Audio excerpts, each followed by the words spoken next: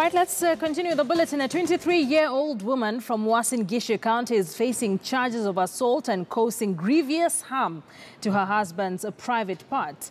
Erika Iminza Shihenda was charged for using a sharp knife to skin her husband's private part while asleep in Huruma Estate in Eldoret Town.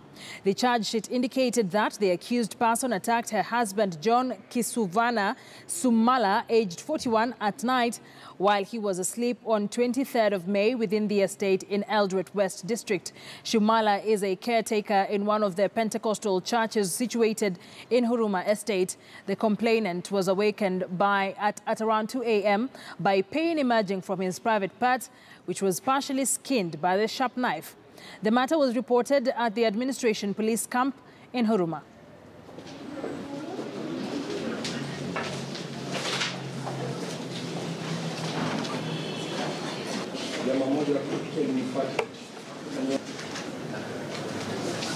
Ungeweza kusikia ushahidi wa daktari kwa movement wangalie second of May.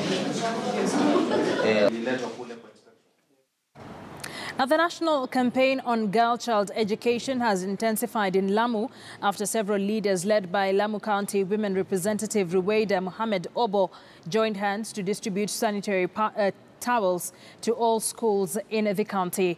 Leaders castigated parents in the county for failing to curb cases of early sex, rape and even early marriages. The Kenya Red Cross Society Lamu County Coordinator Kataur Mohammed said only 24% of girls in Kenya report their menstrual condition to their mothers, while over 70% are left in the darkness.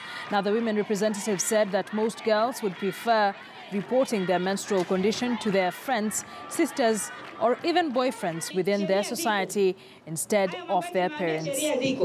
Kwa hivyo tushirikiane na ofisi za chief na machief, tafadhali na waomba, ukimuona mama kama anaficha, wewe chukua hatua.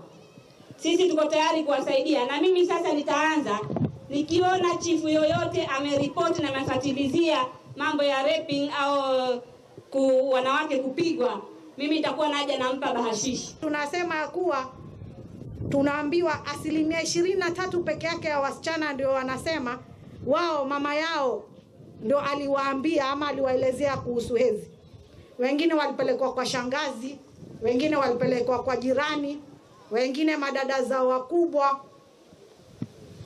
Sasa sisi pia kama wazazi ni muhimu tukalishe watoto wetu, tuzungumze nao.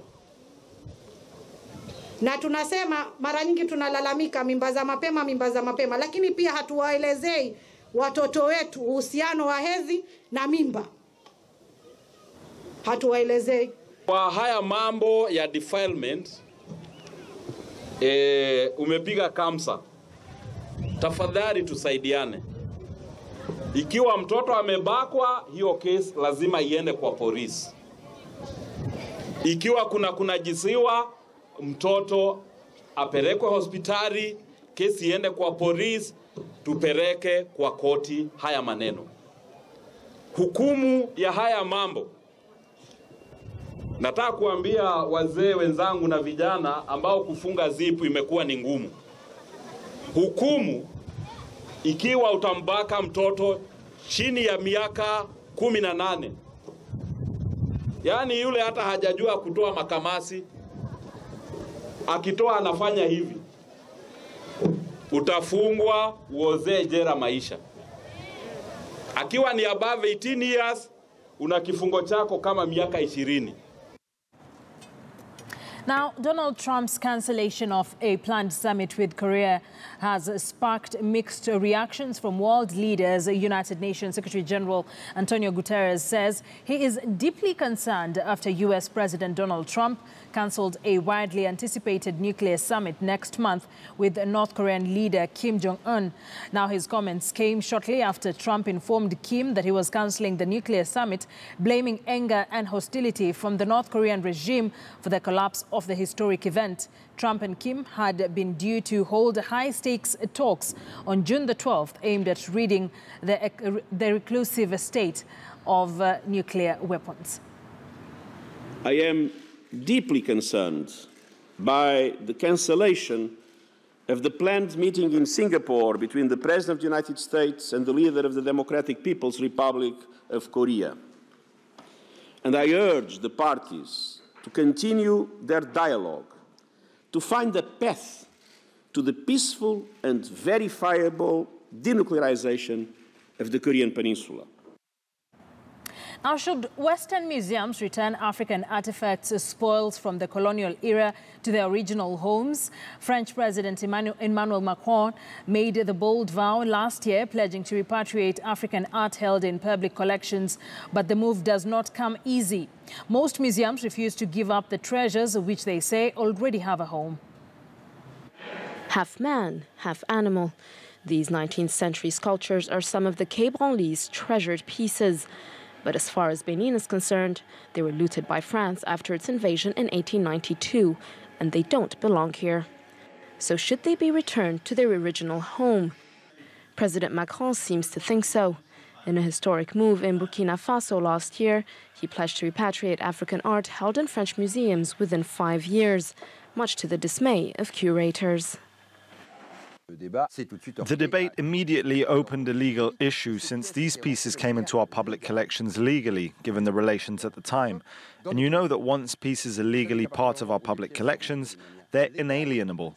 They cannot be returned to a so-called owner, who doesn't exist for these museums since these countries didn't exist at the time. Macron's announcement was welcome news for Abidjan's Museum of Civilizations, which estimates large amounts of Ivorian artifacts are currently held overseas. But for the director, the process mustn't be rushed. Il faut essayer de voir comment réunir toutes les conditions. We have to see how all the conditions can be met to receive these objects, which are in a certain condition and will be arriving in a different space. So should these items be returned right away? Tout de suite et maintenant.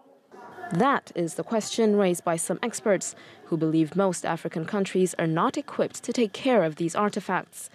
So rather than refuse to return them outright, some, like the Victoria and Albert Museum in London, are offering long-term loans. This collection of Ethiopian treasures, which includes sacred manuscripts and gold, was looted by the British Empire 150 years ago. There are a lot of complexities surrounding their inclusion in the museum collection and their kind of legal status. So talking about a loan is perhaps the easier way of ensuring access to these collections.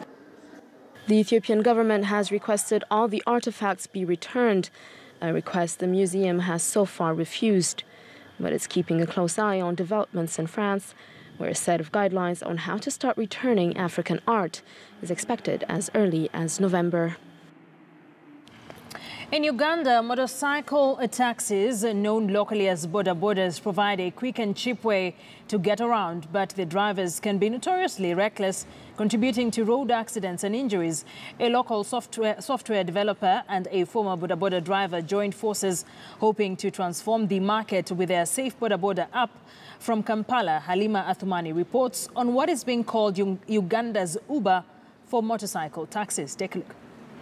With endless traffic in Kampala, boda-bodas are often the best option for quickly getting where you need to go. But Ugandan police say crashes from the popular and unregulated mode of transport have killed at least 7,000 people in the last 3 years.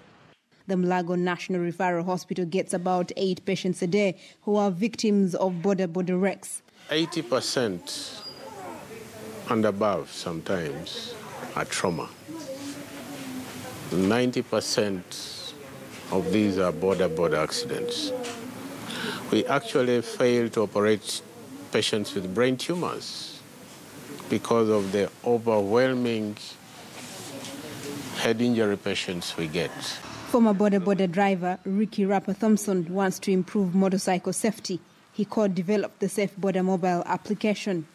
The problem is you don't know who to ride with, and you don't know who is the right driver, and you don't know who is trained, and you don't know who is fit to be on the road. Riders can hail a ride using the app. Safe Boda screens its drivers and gives them road safety training. They must obey traffic lights and pay attention to pedestrians. They also provide passengers with a clean hairnet and helmet, a rare safety measure in Kampala. Since I joined Safe Border, a lot has changed. Because now I've become even more patient than I was before on the road. I even give way to both cyclists, even motor vehicles. I allow them go because I know the most important is to reach the destination safely. Despite offering safer and cheaper service, the application has struggled to attract users in the 4 years since it was developed. Ugandans without smartphones do not have the option, while others prefer to haggle for their rides in person. Halima Athmani for VOA News, Kampala. Now, a shipbuilding hub since the days of the British Empire, the Scottish city of Glasgow is now reaching for the stars with a growing space satellite industry. Take a look at that. Glasgow once built a quarter of the world's ships, in the days when Britannia ruled the waves. Today, new empires are being built in outer space, and Glasgow is once again at the forefront of this rising sector. The city builds more satellites than anywhere outside of the United States, but they're a bit smaller than an ocean liner. Think of a good bottle of whiskey, and you will know the size of our satellite. Glasgow specialises in CubeSats, small orbital devices used for applications like global positioning and weather forecasting. Spire Global and neighbouring satellite maker Clydespace manufacture around 1 satellite a week in Glasgow, inspiring others to try to emulate their success. This is the Unicorn 1, so this is our first satellite that we've produced, and it will be launched next year on the Unisat 7, which is launching on Soyuz.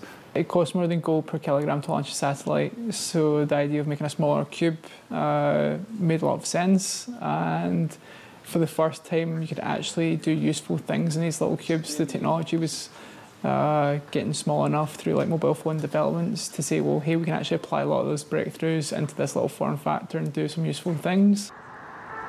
Space is big business in Scotland, generating over £1 billion for the local economy and supporting around 20,000 jobs. We've spent about £20 million building this facility here in Glasgow and hiring local talent. This is our single largest office. We do all of our satellite manufacturing here. There's a really great pool of talent for particularly electronics manufacturing that we were able to tap into. The UK Space Agency wants to triple the size of the industry by 2030. So Scotland's satellite makers are still a long way away from their final frontier.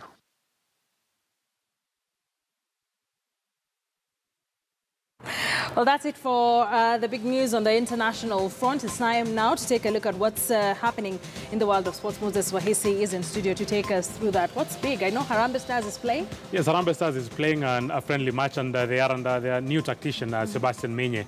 A man who's saying that maybe he will start with a victory because he wants to make a very, very huge statement. And now we're talking about the World Cup and the way the Kenyan team will not be in the World Cup this time out. Maybe if we do the things right, we might qualify for the Africa Cup of Nations and then a step to the World Cup. He's coming in with a lot of positivity. A lot of positivity. We will be watching. And we're waiting, but we'll have that and much more after this short break.